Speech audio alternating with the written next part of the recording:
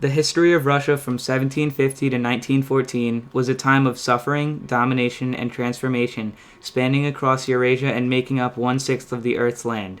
It was the most powerful empire of the 19th and 20th centuries. In this position, the Russian people and the conquered suffered under the strength of Catherine the Great, Alexander I, Nicholas I, Alexander II, and Nicholas II. Как империя вступила индустриализация, так терпел поражение европейские, которые были намного более продвинутые. Эта борьба русские столкнулись в это время перемен.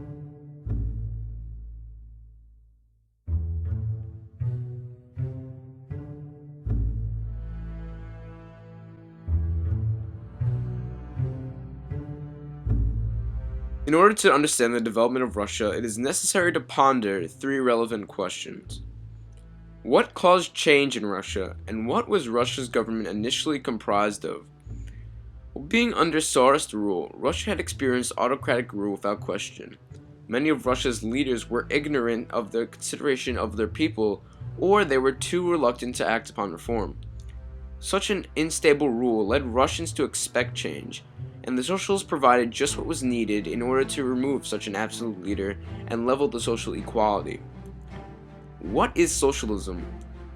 Socialism in its purest form is an economic system in which the government controls the distribution of wealth among the people equally. Governments with socialism implemented in them provide free public services and have institutions for everyone to use. Under the denominator of socialism, the property of the government is the property of the people. There is no social classes or advancement in one's social status. Russia's first take on socialism was considerably the closest to Karl Marx's beliefs. How does socialism coincide with industrialization? Industrialization is a major reform, completely altering the economic standpoint of society. In most cases, industrialization involves some form of revolution, especially in the case of Russia. Industrialization was on the rise globally, and Russia sought to gain power. Socialism allowed for a new starting point for Russia. Ideas such as equal workload were conceived, leading to the increase of industry. Up until the Industrial Revolution, Russia was behind most of the world. They hadn't yet industrialized. However, Russia has always wanted to be a part of Europe. All of Europe was industrializing at this point, and Russia felt the need to industrialize as well. The Crimean War was a wake-up call for Russia. They got annihilated by Britain, France, and the Ottoman Empire. Russia got beaten so badly because they were so far behind technologically. It was obvious that Russia needed to catch up with the rest of the world. Their revolution started in the 1860s, but by the 1890s, Russia's Industrial Revolution was launched and was growing rapidly. Russia's Industrial Revolution was heavily directed by the state in an effort to compete with many of the world powers in Europe. It was led by the Tsar. Revolution came from the top, unlike in many other countries such as Britain and the United States, where it came from the bottom. Russia's industrial enterprises took place in a few major cities: Moscow, St. Petersburg, and Kiev. During the revolution, Russia ranked 4th in the world in steel production and had major industries in coal, textiles, and oil. As a result of the revolution, many social changes had occurred. A growing middle class took shape, and people of the lower class worked in harsh conditions. One major event that greatly contributed to the Industrial Revolution in Russia was the construction of the Trans-Siberian Railway. The Trans-Siberian Railroad connected Western Europe to Eastern Europe. Opening the line greatly enhanced transportation in Russia. Also, raw materials could be transported more quickly, which led to a growth in that industry. Russian exports grew during this period. The Industrial Revolution had a great impact on Russia itself due to policies, economical systems, and government. Defeat in the Crimean War triggered reforms such as the abolition of serfdom. In economic terms, the policy reforms were successful and helped Russia catch up to Western powers. Russia was on the course for the troubles that would happen in the future. The 1750 to 1950 period in Russia was met by a large increase in the available labor force. Coupled with the increase in population, Russia's emancipation of the serfs freed many of Russia's serfdom from perpetual slavery. However, the emancipation process was planned so as to put the freed serfs deeply in debt to the original owners of the land. In fact, many of the serfs were so deeply in debt that they relocated to Russia's cities in search of better work opportunities. When combined with the already growing population, the urban labor force swelled greatly. As a result of industrialization and the availability of labor, many job openings were provided to the urban labor workforce. Factories needed workers and maintenance, with huge amounts of factory-produced goods being produced and processed. Industrialization brought globalization to Russia. Existing barriers were removed, while foreign individuals and companies were offered incentives if they invested in certain industrial manufacturing sectors. Large amounts of foreign capital, mostly in France and Britain, had funded new plants and factories in St. Petersburg, Moscow, Kiev, and other cities.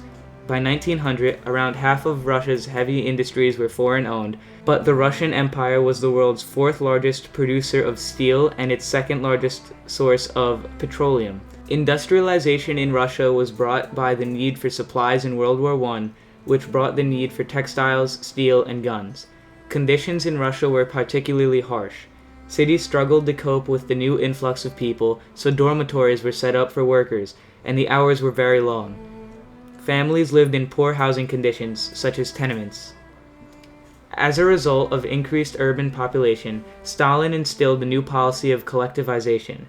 This meant that individual peasant-owned farms would be more efficient if they were turned into collective public farms. The inefficient management of collective farms, the lack of skilled or enthusiastic labor, and bad harvests, however, led to widespread famine. Estimates of the deaths range from 50 million. Finally, industrialization helped Russia with the production of the Trans-Siberian Railway, which connected Russia to Vladivostok, a key player in the Russo-Japanese War. The expansion of Russia under Catherine the Great in the late 1700s resulted in the empire gaining new power across Eurasia. First in 1772, Russia sided with Prussia and Austria for the subdivision of Poland, which had lost much of its power in Central Europe. Russia gained a massive piece of territory of what is now Belarus. Next, in 1774, with the Treaty of Kutch-Kanergi, following the Russo-Turkish War, a large amount of land alongside the Black Sea was added to the growing empire. A second war with Turkey in the late 80s once again resulted in the acquisition of more territory against the Black Sea, as well as the Baltic coast. Then in the mid-90s, the division of Poland continued as Russia extended its borders and took Poland off the map. These advances of Russia returned all Russians, Belarusians, and Ukrainians under a single empire, but this movement also brought many non-Russians into the state, such as Balkans, Poles, and Jews, and Ukrainians had begun to see themselves as independent from Russia. This multiculturalization of Russia concerned Catherine the Great, to which she responded with the policy of Russification, an attempt to eliminate foreign culture from the empire. This policy was met with much resistance across the newly acquired lands as foreign institutes were destroyed and replaced with their Russian counterparts. Social classes in Russia were modified due to the Charter of Nobility enacted in 1785 by Catherine the Great. This new administrative reform gave more power to the nobility by exempting them from taxes and granting them absolute control over their estates.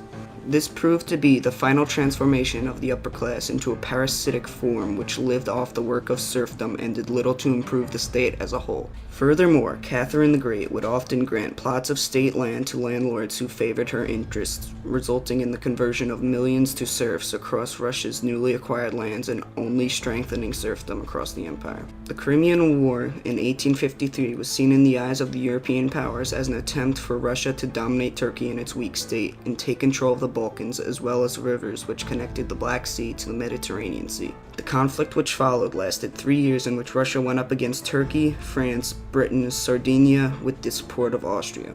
The result was an atrocious defeat for Russia by modern European military power due to its lack of railroads and well-maintained roads to transfer supplies to their troops, and the greater power which lay in European artillery and naval weaponry. The war marked a time in Russia which proved that the military, which was made up by mostly serfs and the lack of modern firearms and modes of transportation, would lead to the possible downfall of the empire as seen in the territory lost in the Treaty of Paris of 1856.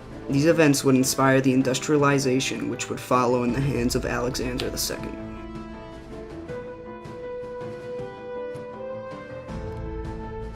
The Crimean War waged between Britain, France, the Ottoman Empire, and the Kingdom of Sardinia against Russia was held in 1853 through 1856. At this time, Russia seemed to be a world power, but had little idea that it was far behind on industrialization, and as a result of this, they were brutally defeated, and the world now knew that they were not as strong as they once believed. Compared to the Russians, the other countries had far superior firepower and much quicker access to supplies. An example of this superior technology would be the French ships made of metal, whereas the Russian ships were made of wood, which was significant because most of the battles were fought at sea. The Crimean War was caused by increasing tensions between Catholics in France and the Ottoman Empire, and Orthodox in Russia, as well as the Ottomans becoming increasingly weak, causing the Russians to attempt to capitalize on this.